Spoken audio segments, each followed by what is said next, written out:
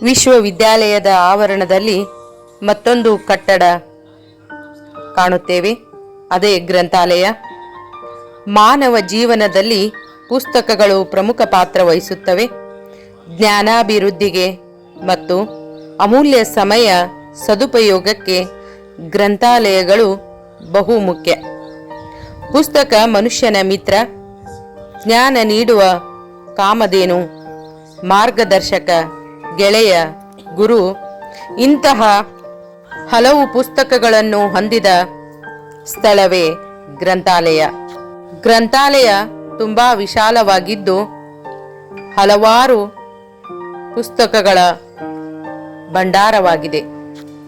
ಜೊತೆಗೆ ಈ ಗ್ರಂಥಾಲಯದ ಮುಂದೆ ಸುಂದರವಾದಂತಹ ಕಲಾಕೃತಿಗಳು ಅರಳಿ ನಿಂತಿವೆ.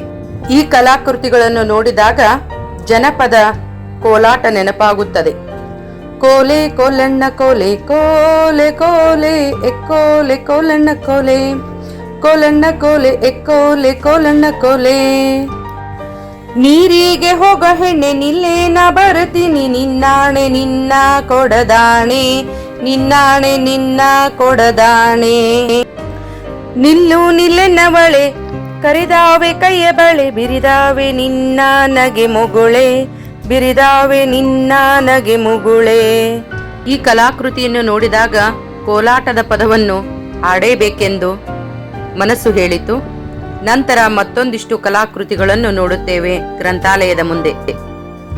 ಮೂವರು ಹುಡುಗಿಯರು ನಿಂತು ಒಂದು ಹುಡುಗಿ ವೀಣೆಯನ್ನು ಹಿಡಿದಿರುವ ದೃಶ್ಯ, ಮತ್ತೊಬ್ಬ ಹುಡುಗಿ ಪುಸ್ತಕವನ್ನು ಹಿಡಿದ ದೃಶ್ಯ, ಅದೇ ರೀತಿ ಮತ್ತೊಂದು ಹುಡುಗಿ ನಿಂತಿರುವುದನ್ನು ಗಮನಿಸುತ್ತೇವೆ. ಈ ಎಲ್ಲ ಕಲಾಕೃತಿಗಳು ಕೂಡ ಮನೋಹರವಾಗಿ ಕಂಡುಬರುತ್ತವೆ. ಈ ರೀತಿ ಗ್ರಂಥಾಲಯ ಹಾಗೂ ಗ್ರಂಥಾಲಯದ ಸುತ್ತಮುತ್ತಲಿನ ವಾತಾವರಣ, ಜೊತೆಗೆ ಗ್ರಂಥಾಲಯದ ಕಲಾಕೃತಿಗಳು ತುಂಬಾ ಸುಂದರವಾಗಿ ಮೂಡಿಬಂದಿವೆ.